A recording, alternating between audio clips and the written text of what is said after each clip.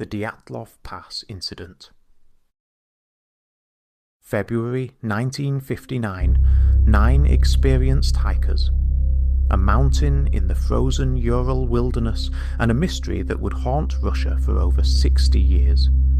When search teams finally discovered their camp, what they found defied explanation.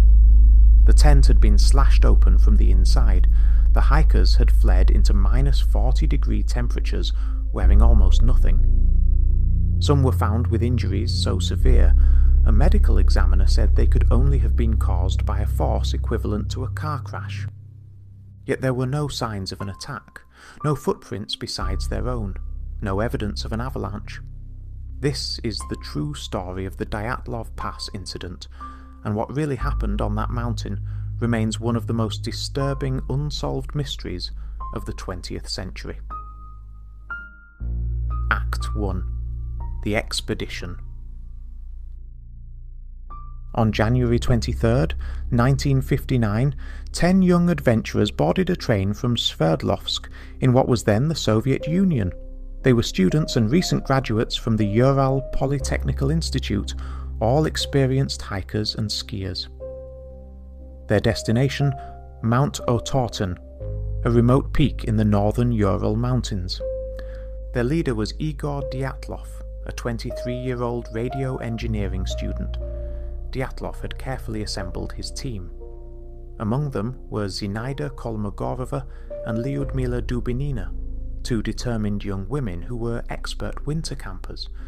There was Yuri Doroshenko, a power engineering student, Rustem Slobodin, another engineering student, and perhaps most experienced of all was 37-year-old Semyon Zolotaryov, a World War II veteran studying for his master's certificate in ski instruction. This wasn't a casual weekend trip. This was a Category 3 expedition, the highest difficulty rating in the Soviet system. Successfully completing it would earn them elite mountaineering credentials. The route required them to cover over 180 miles through brutal winter terrain. But everyone on this team was qualified. They were young, fit, and hungry to prove themselves. The real story? These facts are all documented in official Soviet records and the hikers' own diaries. The journey begins. On January 28th, 5 days into the journey, one member, Yuri Yudin, made a decision that would save his life. He was experiencing severe sciatic pain and decided to turn back. The other 9 pressed forward. Yudin would be the last person to see them alive. The team's diaries paint a picture of good spirits and meticulous planning. They celebrated Yuri Doroshenko's 21st birthday on the trail. They joked, they sang. On January 31st, Dyatlov wrote about the beautiful surroundings and noted they were following a Mansi trail left by the indigenous people of the region. By February 1st, they had reached the slopes of Kholat-Syakhl mountain. In the local Mansi language, its name translates to Dead Mountain. Around 3 p.m, they decided to make camp and prepare for the final push toward their destination the next day. They pitched their tent on a slope, cutting into the snow to create a level platform. Photographs recovered later show them working together, smiling, their tent secure against the mountain. That night they even created a satirical newsletter they called Evening Otorten, full of inside jokes and commentary about the trip. They were relaxed, confident, unaware that within hours something would cause them to flee into the frozen darkness. Act 2. The Discovery. The team was expected to send a telegram when they returned to the village of Vizhai by February 12th. When the date came and went with no word, their families began to worry. But the sports club initially wasn't concerned. Mountain expeditions often ran late. Storms could delay a group for days. By February 20th, pressure from the families forced action. The Soviet authorities organised search parties, including military personnel, local volunteers, and fellow students. Aircraft were deployed to scan the mountain range from above. On February 26th, searcher Mikhail Sharavin spotted something on the eastern slope of Kholat Syakhl. It was the tent, and immediately the searchers knew something was very, very wrong. The tent. The tent had been torn open from the inside. Someone had used knives to slash through the canvas. Outside, partially covered by snow, were footprints leading away from the camp. Barefoot and sock-covered prints, heading downhill toward the tree line over 1,500 metres away. In temperatures that were estimated at -25 to -40 degrees Celsius, in hurricane-force winds. Inside the tent, everything was still there. Warm clothes, boots, food, their emergency stove, all the supplies they would need to survive. But the hikers were gone. The footprints suggested they hadn't run in panic. They walked at a normal pace. Some prints showed that people were only wearing socks, or one shoe. One set of tracks appeared to belong to someone who was barefoot. What could make experienced mountaineers abandon their shelter and walk calmly to their deaths? The bodies. The search teams followed the footprints through the snow. On February 27th, they made their first discovery near a cedar tree at the forest edge. Two bodies, Yuri Doroshenko and Yuri Krivonishenko. Both were dressed only in underwear. Their hands and feet showed signs of severe frostbite. Krivonishenko had bitten off a piece of his own knuckle. A small fire had been built beneath the cedar tree, with broken branches scattered around. The tree itself showed signs that someone had climbed it, breaking branches up to 5 meters high. Were they trying to see something? Or get away from something? Between the cedar tree and the tent, searchers found 3 more bodies over the following days. Igor Dyatlov, the leader, Zinaida Kolmogorova, Rustem Slobodin. All 3 were positioned as if they had been trying to return to the tent. All 3 had died of hypothermia, but Slobodin also had a small skull fracture. That left 4 members of the team still missing. For months, search parties combed the area, but the deep snow made progress nearly impossible. Then, in May, as the snow began to melt, a Mansi hunter's dog discovered something in a ravine 75 meters deeper into the forest. Act 3. The Horror. What they found in that ravine changed everything. The final 4 bodies, Lyudmila Dubinina, Semyon Zolotaryov, Alexander Kolovatov, and Nikolai Thibaut Brignol. They had built a crude den in the snow, lined with branches from the cedar tree. They had been trying to survive, but their injuries were catastrophic.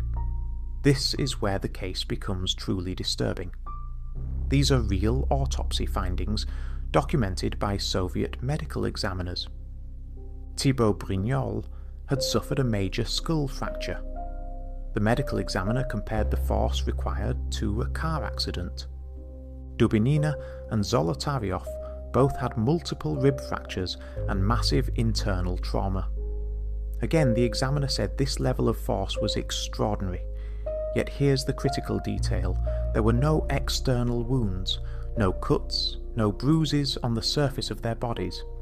Whatever had caused these injuries had applied immense blunt force without leaving external marks. The medical examiner, Boris Vozrojdeny, stated in his report that the fatal injuries could not have been caused by another human being because the force of the blows had been too strong and no soft tissue had been damaged.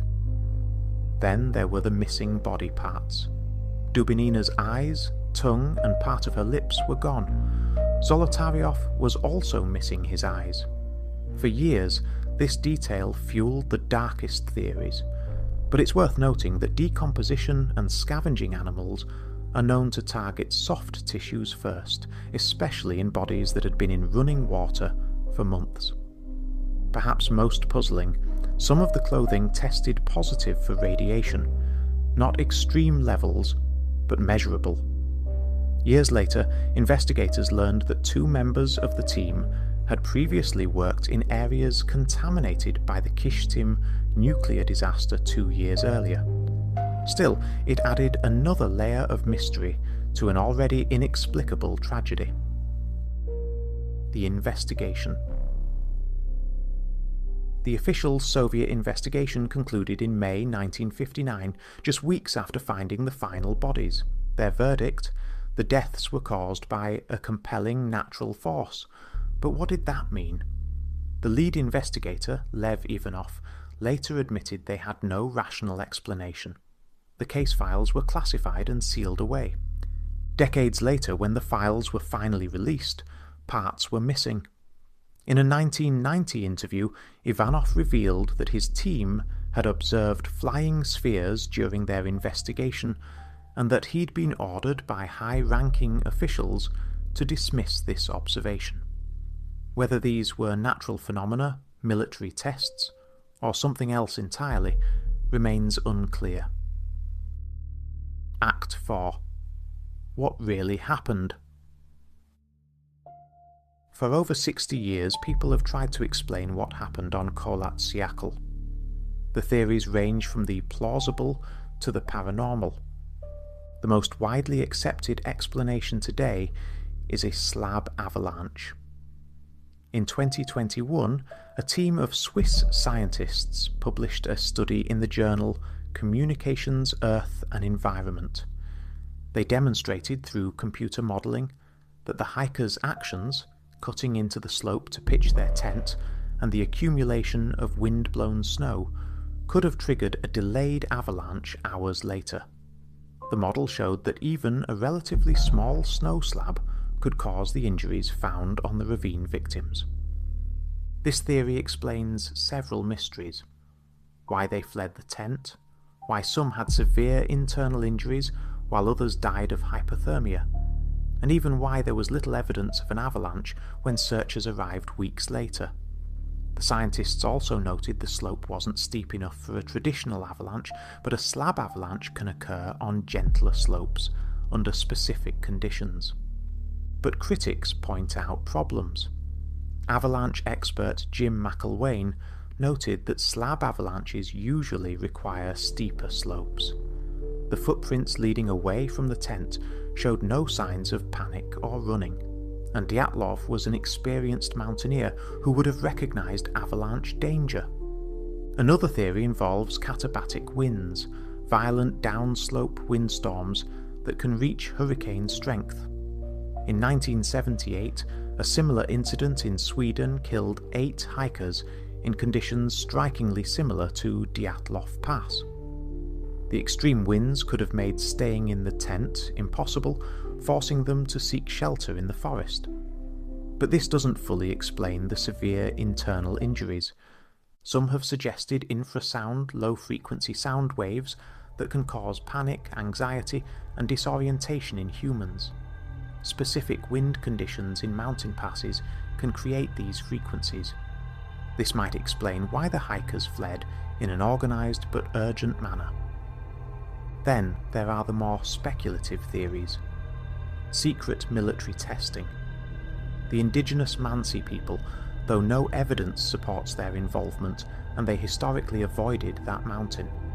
Even Yetis based on a tongue-in-cheek reference in the hikers' satirical newsletter. The truth is, we may never know exactly what happened. But what we do know is this: 9 intelligent, experienced mountaineers encountered something on that mountain that terrified them enough to abandon their only shelter in the middle of a Siberian winter. Whatever it was, they believed staying in that tent was more dangerous than facing the frozen wilderness in their underwear. Closing. Today, a memorial stands near the site where the hikers died. The mountain pass itself was renamed Dyatlov Pass in their honour. Every year, adventurers and researchers make the trek to see the location for themselves. The Dyatlov Pass incident remains one of the most thoroughly documented yet unexplained mysteries in modern history. 9 people died under circumstances that have defied rational explanation for over 6 decades. Was it a natural disaster? A cascade of bad decisions under extreme conditions? Or something we still don't understand? What we can say with certainty is this. On February 1st, 1959, something happened on that frozen mountain that was powerful enough to drive 9 experienced hikers to their deaths, and whatever the truth is, it remains buried somewhere in the snow and ice of the Ural Mountains.